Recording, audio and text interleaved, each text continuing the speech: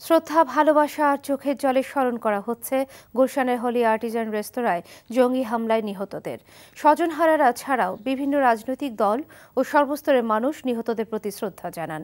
সবার অভিমত, শুধু আইন প্রয়োগ করে নয়, সচেতনতা দিয়েই জঙ্গিবাদ নির্মূল করতে হবে। আশিকুর রহমান চৌধুরীর রিপোর্ট। এই সেই হলি আর্টিজান বেকারি, আর এই সেই বারান্দা, যেখানটাতে বসে দেশি বিদেশি নাগরিকরা নিশ্চিন্ত মনে সময় কাটাচ্ছিলেন। ঠিক তখনই কিছু বুঝে ওঠার আগে একদল জঙ্গি ঢুকে পড়ে বেকারির ভেতরে। তারপরের ঘটনাগুলো খুব কাছে থেকে দেখেছিলেন হলি আর্টিজানের একজন কর্মকর্তা। জি, এখান থেকে ফ্লোরেই ওদের বেশিরভাগ বসেছিলেন গেস্টরা। সেটা হত্যাযোগ্য যেটা চালায় সেটা কি নিচেই না উপরে? এটা নিচে ফ্লোরেই করেছে। জঙ্গি হামলার 1 বছর পর কয়েক ঘন্টার জন্য উন্মুক্ত করে দেওয়া হলো হলি আর্টিজান। নিহতদের প্রতি শ্রদ্ধা জানাতে এসে অনেকেই দেখার চেষ্টা করছিলেন বেকারির ভিতরের রুমগুলো, যেখানটাতে নির্মমভাবে হত্যা চালায় জঙ্গিরা। আর এই বিষয়গুলো দেখা নিহতদের স্বজন বা পরিচিত জনদের জন্য ছিল আরও বেশি কষ্টদায়ক।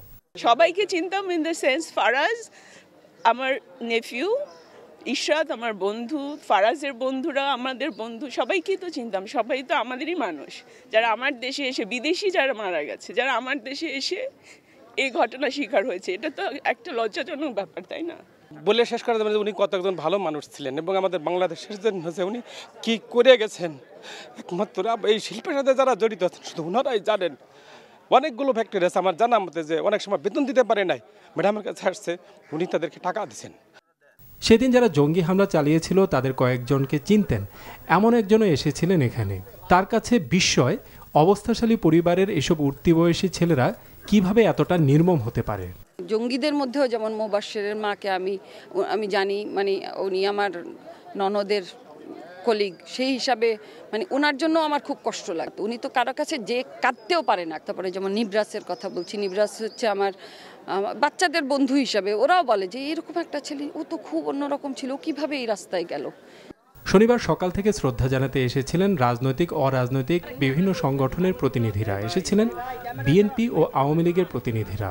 এরা দুর্বল হয়েছে, ওরা কিন্তু নির্মূল হয়নি। এ অশুভ শক্তিকে মোকাবিলা করতে শুধুমাত্র ফোর্সের উপর নির্ভর করলে চলবে না।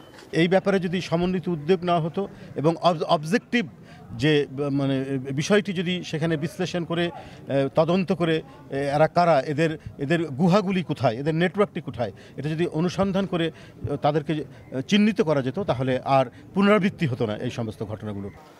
জঙ্গি হামলার ঘটনার আগে বাংলাদেশের অনেকেই যেমন জানতেন না গুলশানের এখানটাতে হলি আর্টিজান নামের একটি বেকারি রয়েছে, ঠিক তেমনি বাংলাদেশের মানুষ এটাও জানতেন না যে জঙ্গিরা ভিতরে ভিতরে কতটা সক্রিয় থাকতে পারে। 1 বছর পরে এসে কি এটা বলা যেতে পারে যে জঙ্গিরা এখন আর সক্রিয় নেই? এর জবাবে সরকার পক্ষ বলছে যে জঙ্গিরা দুর্বল হয়ে এসেছে, কিন্তু তাদেরকে পুরোপুরি নির্মূল করা যায়নি। এই জন্য প্রয়োজন জনগণের সম্পৃক্ততা। Ashikur Rahman Chowdhury, NTV news, Dhaka.